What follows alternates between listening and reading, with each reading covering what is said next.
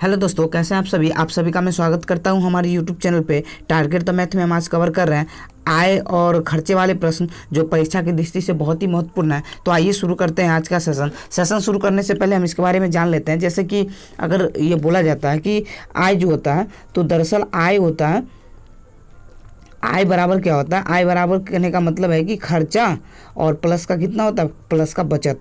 तो आय बराबर खर्चा प्लस का बचत, ये तो सब लोग जानते होंगे।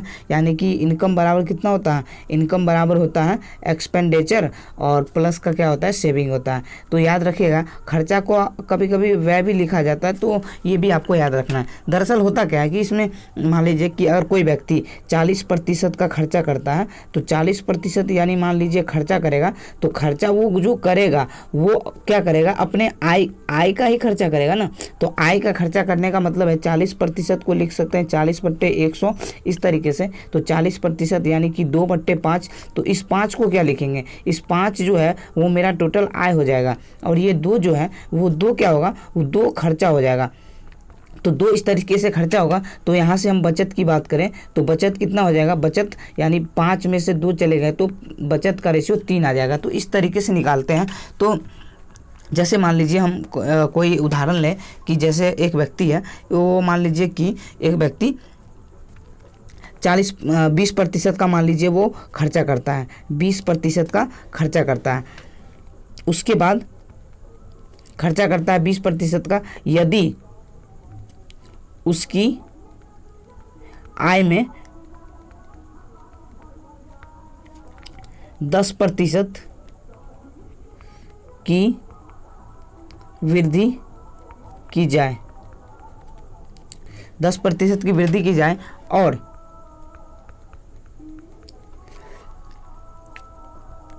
10% की वृद्धि की जाए और उसके व्यय में भी मान लीजिए कि 10% का वृद्धि कर रहा है।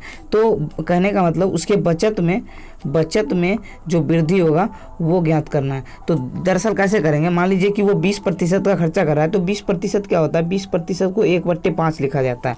तो कहने का ये मेरे कहने का कि आय जो होगा, आय बराबर हमने बताया था कि बचत प्लस का ये खर्च होता है।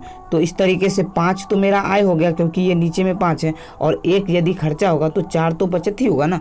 तो इस तरीके से बोला जा रहा है कि यदि आय में 10% की वृद्धि, तो आप जनरली क्या करिएगा कि इस तरीके से आपको 10 से डायरेक्ट गुना करना है, आपको बढ़ा के गुना नहीं करना है। तो डायरेक्ट 10 से गुना कर दिए। उसके बाद खर्च में बोला गया है कि खर्च यानी कि व्यय में भी 10% का वृद्धि किया गया है, तो डायरेक्ट आप 10 का गुना करिए। और उसके बाद हमसे बोला गया है कि बचत में कितना वृद्धि होगा वो, तो सीधा आप इसको x मान लीजिए। तो यहाँ से करने का मतलब ये है कि इस तरीके से आपने किया। उसके बाद देखिए, तो ये कितना हो गया? ये हो गया टोटल 50। उसके बाद ये कितना हो गया? ये 4x हो गया, और ये प्लस, क्योंकि ये प्लस थे ना बीच में। उसके बाद ये हो गया 10। तो इस तरीके से करते हैं। तो यहाँ से कितना आ गया? 4x बराबर आ जाएगा, 4x बराबर आ जाएगा कितना? 40। तो यानी कि यहाँ से कितना? x बराबर 10 आ गया। तो इस तरीके से हम सीधा लिख सकते हैं कि जो है वो बचत में भी 10% की वृद्धि हो गई। तो सीधा आप डायरेक्ट लिख सकते हैं इस तरीके से। जैसे मान लेते हैं कि अगला एग्जाम्पल हम क्वेश्चन के तौर पे लेंगे। तो शुरू करते हैं आज का क्वेश्चन। तो सबसे पहला क्वेश्चन है, एक व्यक्ति की मासिक आय 13,500 रुपये था तथा उसका व्यय 9,000 रुपये था। अगले वर्ष उसकी आय 14% बढ़ गई तथा उसका व्यय 7% बढ़ गया, तो उसके बचत में कितने प्रतिशत की वृद्धि होगी वो ज्ञात करना है। तो दरअसल देखिए, बोला जा रहा है, अगर मान लीजिए कि आय है, ये आय बराबर क्या होता है कि बचत और प्लस का कितना होगा? खर्च होगा, खर्च। तो आय जो दे रखा है वो 13,500 दे रखा है, और बचत व्यय दे रखा है 9,000। तो 9,000, तो बचत कितना हो जाएगा? बचत कहने का मतलब इसमें से अगर घटाएंगे, यानी कि 13,500 में से 9,000 घटाएंगे तो ये 4,500 आ जाएगा बचत। अगर मैं इसका रेशियो लेने का मतलब ये है कि आपको क्वेश्चन का जो कैलकुलेशन होगा वो इजी हो जाएगा। तो रेशियो हम निकालते हैं, तो 0 0 हमने 2 0 काट दिया। 15 से काटेंगे तो 15 9 135, 15 3 45 और 15 6 90। फिर अगर 3 से काटते हैं तो 3 3 9 सॉरी, हाँ यहाँ से आ जाएगा 3 तिया 9, 3 एकम 3 और 3 दूनी 6। तो यहाँ से इसका रेशियो आ गया, तो यहाँ से रेशियो आ गया। तो अब उसके बाद बोला जाता है कि आप उसकी आय में 14% की वृद्धि। तो आप डायरेक्ट क्या करिए कि 14% का गुना कर दीजिए डायरेक्ट। तो 14% का गुना कर दिए, उसके बाद उसके व्यय में 7%, तो व्यय रहा 2, तो इसमें सीधा आप 7 से गुना कर दीजिए। अब बोला जाता है कि बचत में कितने प्रतिशत, तो बचत में हमने x मान लिया। तो इस तरीके से आगे सॉल्व करते हैं तो कितना आएगा, 14 तिया 42 आ जाएगा। तो 14 तिया 42 यानी कि 42 आ गया। 42 बराबर x प्लस का 7 दूनी 14। तो यहाँ से x बराबर कितना आ गया, x बराबर यहाँ आ गया 42 माइनस का 14। तो 42 में से 14 घटाएंगे, 12 में से 4 गए तो 8, और यहाँ 2 में से 3 में से गए तो 2, तो 28% आ गया ना। तो सीधा आपका आंसर 28% आ गया, जो कि 28 ऑप्शन नंबर 4 में है। तो दोस्तों मज़ा आ गया, अगर मज़ा आ गया हो तो खींच के लाइक करें। और ये बहुत ही शानदार तरीका है आपको क्वेश्चन का सोल्यूशन करने का। नेक्स्ट क्वेश्चन पे बात करते हैं कि एक व्यक्ति अपनी आय का 75% व्यय करता है। हर टाइप का क्वेश्चन आपको देखने को मिलेगा, तो घबराइए मत। तो एक व्यक्ति अपनी आय का 75% व्यय करता है, उसकी आय में 20% वृद्धि हो जाती है तथा वह अपने व्यय में भी 10% की वृद्धि कर देता है, तो उसके बचत में कितने प्रतिशत की वृद्धि होगी। देखिए बहुत ही शानदार क्वेश्चन है। 75% की वृद्धि व्यय करने का मतलब है 75/100 यदि हम करते हैं तो ये 3/4 आ जाएगा। तो कहने का यहाँ पे ये तात्पर्य है कि यहाँ पे जो आय होगा और यहाँ पे जो बचत होगा और यहाँ पे जो खर्च होगा, तो वो कैसे होगा, टोटल जो आय है वो आय 4 हो जाएगा, और यहाँ पे खर्च की बात 3 कर रहा है, तो बचत 1 हो जाएगा अपने आप। तो इस तरीके से सबसे पहले आप इस तरीके से रेशियो निकाल लीजिए ताकि आपको सॉल्यूशन करने में आसानी होगा। उसके बाद बोला गया है कि उसकी आय में जो है ना 20% की वृद्धि की गई। आय 4 है तो इसमें 20% वृद्धि किया गया है, तो आप क्या करिए डायरेक्ट 20 से इसको गुना कर दीजिए। तो 20 से हमने डायरेक्ट गुना कर दिया। उसके बाद बोला गया कि वो अपने व्यय में भी 10% का जो है ना वृद्धि करता है, तो व्यय में सीधा आप 10 से गुना कर दीजिए। और बचत में कितने प्रतिशत की वृद्धि होगी, तो सीधा आपने x मान लिया इसको। तो 20 चौके यहाँ से 80 आ जाएगा, 80 बराबर x प्लस का 30। तो यहाँ से x बराबर कितना आ जाएगा, x बराबर 50 आ जाएगा। तो 50% इसका सही आंसर होगा, जो कि ऑप्शन नंबर डी में है। तो दोस्तों ये मज़ा आने वाला क्वेश्चन है, तो इस तरीके से एंजॉय लेते रहें।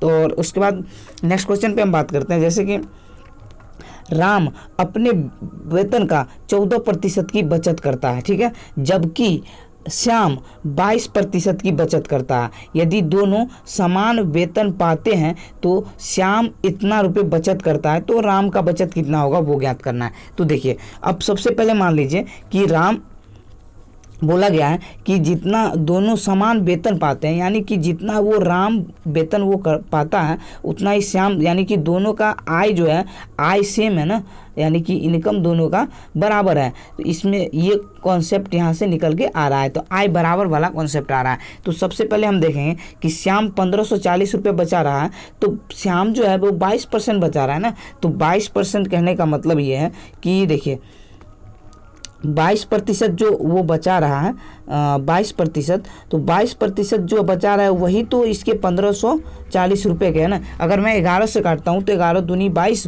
और 11 को 14 यानी कि 140 आ गया। तो उसके बाद बोला जाता है राम जो है वो 14% बचा रहा है, तो राम की बचत, तो इसमें अगर 7 से गुना कर देंगे तो ये क्या नहीं आ जाएगा क्या, तो यानी कि 14% यहाँ से आ गया, तो 14 सत्ते 98 यानी कि 980 इसका आंसर आ जाएगा, जो कि ऑप्शन नंबर बी में है। तो दोस्तों मज़ा आ गया होगा, तो इस तरीके से खींच के लाइक करें और अपने दोस्तों तक इस वीडियो को जरूर शेयर करें ताकि वो भी अच्छे से इस टाइप के क्वेश्चन का सॉल्यूशन कर सकें। तो नेक्स्ट क्वेश्चन की बात करते हैं।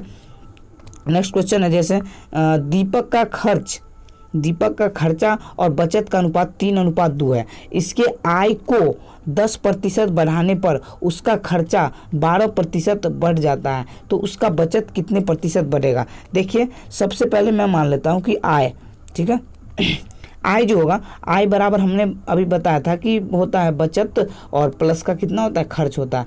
तो इस तरीके से अगर बचत जो दे रखा है वो बचत, खर्च दे रखा है 3 और बचत दे रखा है 2, इस तरीके से हम अरेंज कर लेते हैं। तो आय कितना हो जाएगा, आय तो 5 हो जाएगा ना। तो उसके बाद बोला गया है कि उसके आय में 10% की वृद्धि की गई है, तो सीधा आप 10 से गुना कर दीजिए इसमें। उसके बाद उसका खर्चा जो है ना 12% बढ़ जाता है। खर्चा जब 12% बढ़ता है तो सीधा 12, अगर घटता होता तो हम माइनस में देते, तो उसका कॉन्सेप्ट अलग होता। यहाँ पे बढ़ रहा है तो हम प्लस में सीधा 12 दे रहे हैं, और उसका बचत जो है ना कितना प्रतिशत बढ़ेगा, तो यानी कि x मान लीजिए ये बढ़ रहा है, तो यहाँ से 50 बराबर यहाँ पे 2x और प्लस का 12 दिए 36 हो जाएगा। तो इस तरीके से सॉल्यूशन करेंगे तो 2x बराबर कितना आ जाएगा 36, और 50 में से 36 गए तो 14 बच जाएगा। तो यहाँ से x बराबर सीधा आ रहा है 7, तो 7% इसका सही आंसर होगा, जो कि ऑप्शन नंबर ए में है। 7% is the right answer. Next question की बात करते हैं। रवि अपनी आय का 10% बचा सकता है, लेकिन 2 साल बाद जब उसकी आय में 20% की वृद्धि हुई तो वह पहले की तरह ही जो है ना राशि बचा सकता है, यानी कि उसके बचत में कोई वृद्धि नहीं हुई, तो उसके व्यय होगा, उसके व्यय में व्यय होगा यहाँ पे व्यय होगा यहाँ पे, तो उसके व्यय में कितने प्रतिशत की वृद्धि हुई होगी, वही है वो हमसे पूछा जा रहा है। तो सबसे पहले हम करते हैं कि रवि अपनी आय का 10% बचा सकता है। 10% को हम भिन्न में लिखे तो 10% होता क्या है 1/10 होता है, तो यानी कि हम इसको ऐसे अरेंज करके लिखेंगे। तो अरेंज करके यदि हम लिखते हैं तो कैसे लिखेंगे, आय बराबर क्या होगा, बचत अब प्लस का खर्च होगा। तो इस तरीके से पहले अरेंज कर लेते हैं। तो यदि 10% बचाता है, कहने का मतलब 1 बचाता है 10 में से, तो कहने का मतलब वो 9 खर्चा कर रहा है। उसके बाद 2 साल बाद जब उसकी आय में 20% की वृद्धि हुई, तो 20% की वृद्धि का मतलब सीधा 20 से आप गुना करिए। उसके बाद वो पहले की तरह ही राशि बचाता है, यानी कि बचत में 0 की वृद्धि हुई, बचत में कोई वृद्धि नहीं हुआ। तो उसके व्यय में कितना प्रतिशत का वृद्धि हुई, मान लीजिए कि x% का वृद्धि हुआ। तो इस तरीके से तो अब यहाँ से सॉल्व करते हैं। 20 × 200 हो जाएगा, और ये तो भाई साहब 0 हो जाएंगे ना, तो 0 प्लस का ये 9x, तो यहाँ से सीधा x बराबर कितना आ जाएगा 200/9, तो 200/9% इसका सही आंसर होगा। तो इसका सही आंसर 200/9%, जो कि ऑप्शन नंबर ए में है। तो दोस्तों मज़ा आ रहा होगा तो प्लीज़ खींचकर लाइक करें और अपने दोस्तों तक शेयर करें। अगर आप इस चैनल पर नए भी होंगे तो इस चैनल को सब्सक्राइब भी कर देंगे, ताकि इस तरह का क्वेश्चन आपको हर एक बार देखने को मिलेगा। नेक्स्ट क्वेश्चन की बात करते हैं। एक व्यक्ति अपनी आय का 75% खर्च करता है। यदि आय में 20% की वृद्धि होती है और व्यय में 15% की वृद्धि होती है, तो बचत कितने प्रतिशत की वृद्धि होगी बचत में। तो देखिए कैसे करेंगे। दरअसल होता क्या है कि 75% खर्च करने का मतलब 75 मान लीजिए, 75 अगर 100 हम करते हैं तो यहाँ से कितना आ जाएगा 25 × 75, 25 × 100। तो इस तरीके से करने के बाद हमने देखा कि आय जो होगा, आय बराबर हमने बताया था बचत प्लस खर्च। तो इस तरीके से हम करेंगे तो बचत प्लस खर्च आ गया। तो आय अगर 4 होगा और वो 3 खर्चा कर रहा है, तो 1 तो बचाएगा है ना। यदि आय में 20% की वृद्धि हो गई तो सीधा हम 20 से गुना कर दिए, और व्यय में 15% की वृद्धि, यानी कि 15 से सीधा गुना कर दिए, तो बचत में कितने % वृद्धि होगा, सीधा x हमने मान लिया इस तरीके से। तो 20 × 4 = 80 हो जाएगा। 80 बराबर x + 15 दिए, यहाँ से कितना आ जाएगा 45। तो x बराबर 80 में से यदि हम 45 घटाएंगे तो कितना आ जाएगा, 10 में से 5 गए तो 5, और यहाँ से 7 में से 4 गए तो 3। तो 35% इसका सही आंसर होगा, जो कि ऑप्शन नंबर सी में है। 35% is the right answer. Next question की बात करते हैं कि देखिए, मधु अपनी आय का x% बचाती है, ठीक है, x% बचाती है। यदि उसकी आय में 26% की जो है ना वृद्धि हुई और व्यय में 20% की वृद्धि हुई, तो उसके बचत में 50% की वृद्धि हो जाती है। तो x का मान हमको ज्ञात करना है। तो दरअसल क्या है कि जैसे मान लीजिए ये खर्च है, जैसे ये खर्च दिया हुआ है, तो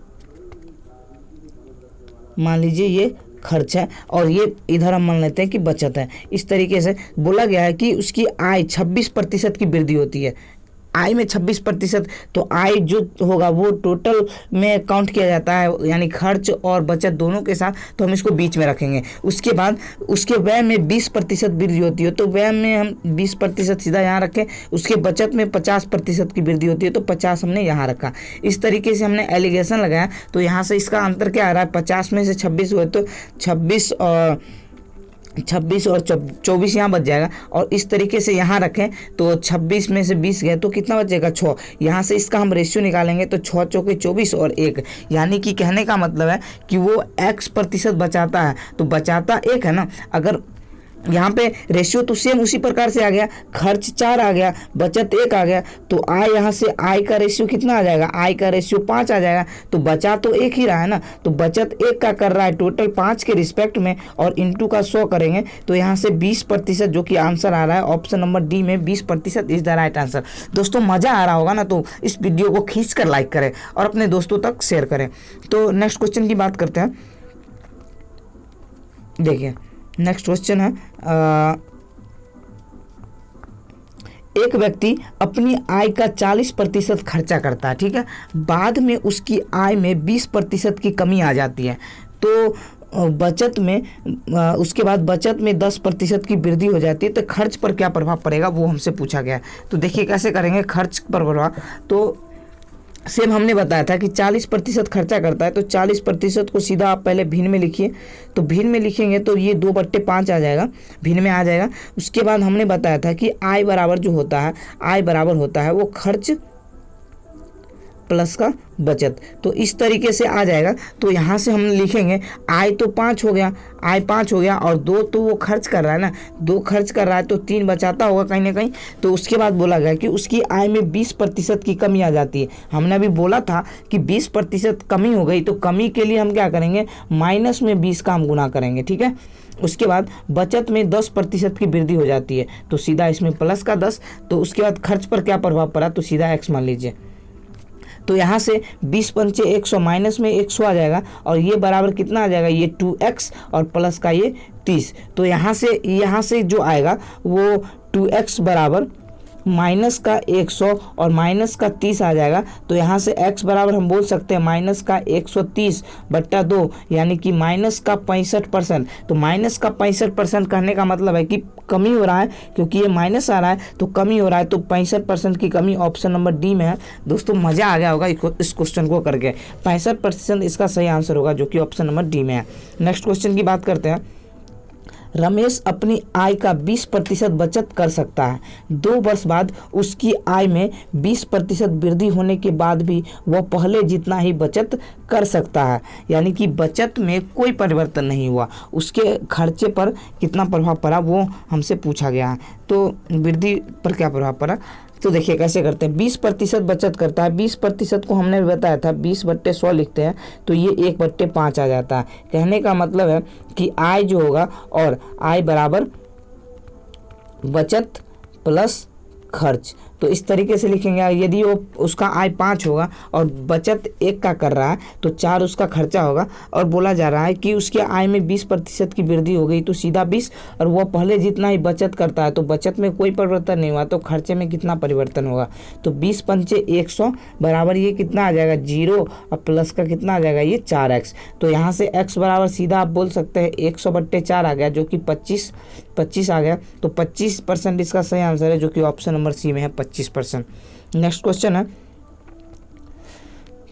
यदि 3 व्यक्ति ए, बी और सी के खर्च का अनुपात 5:6:8 है, यदि उनका बचत क्रमशः 80%, 40% तथा 80% है, तो उनकी आय का अनुपात ज्ञात करें। तो देखिए कैसे करेंगे। सबसे पहले हम मान लेते हैं कि ये ए है, ये बी है और ये सी है। इनका खर्च का अनुपात आपको दे रखा है 5, तो हमने x में मान लिया 5x, उसके बाद ये 6x और ये 8x, तो इस तरीके से मान लिया। सबसे पहले हम a की चर्चा करते हैं। तो a जो है वो 80% बचत करता है, तो ये 80% जब बचत कर रहा है तो 20% ही ना खर्चा कर रहा होगा, तो 20% जो खर्चा कर रहा होगा ये 5x के बराबर है, तो इसका आय जो होगा वो 100% होगा।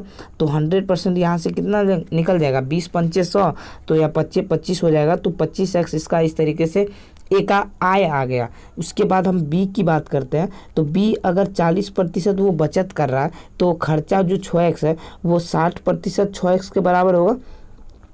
60% यदि 6x के बराबर है तो 6 से ये ऐसे कटेगा तो 10 दहाई की 100, तो 100% जो आएगा वो 10x के बराबर आएगा। यदि हम सी की मैं बात करूं तो सी जो है वो 80% बचत कर रहा है, तो यानी कि 80% यदि वो बचत कर रहा है तो कहने का मतलब है कि वो 20% वो भी खर्चा कर रहा है, 20% वो खर्चा कर रहा है। ये 8x के बराबर है, तो 20 पंचे 100 यानी कि 8 पंचे 40x। तो इस तरीके से आ गया। तो हमसे पूछा गया उनकी आय का अनुपात, तो दरअसल कैसे करेंगे, मान लीजिए ए बी और सी, इनका जो इनकम का अनुपात आ जाएगा वो कितना है 25x। x तो ऐसे ही कट ही जाना है, तो x को हम नहीं लिखते हैं, ठीक है, तो x तो ऐसे ही कट ही जाना है, 25 लिखते हैं, उसके बाद 10 लिखेंगे, उसके बाद 40 लिखेंगे, 5 से काटेंगे, 25 25, 5 दूनी 10, 5 अट्ठे 40, तो 5:2:8 इसका सही आंसर होगा। 5:2:8 जो कि ऑप्शन नंबर ए में है इसका सही आंसर। तो दोस्तों कैसा लगा ये वीडियो? अगर वीडियो अच्छा लगा हो तो इस वीडियो को लाइक करें और अपने दोस्तों तक ज़रूर शेयर करें। अगर आप इस चैनल पर नए हैं तो प्लीज़ इस चैनल को सब्सक्राइब करें। ऐसे ही बड़े क्वेश्चन के धमाकेदार सीरीज देखने के लिए हमारे इस चैनल को सब्सक्राइब कर सकते हैं। धन्यवाद।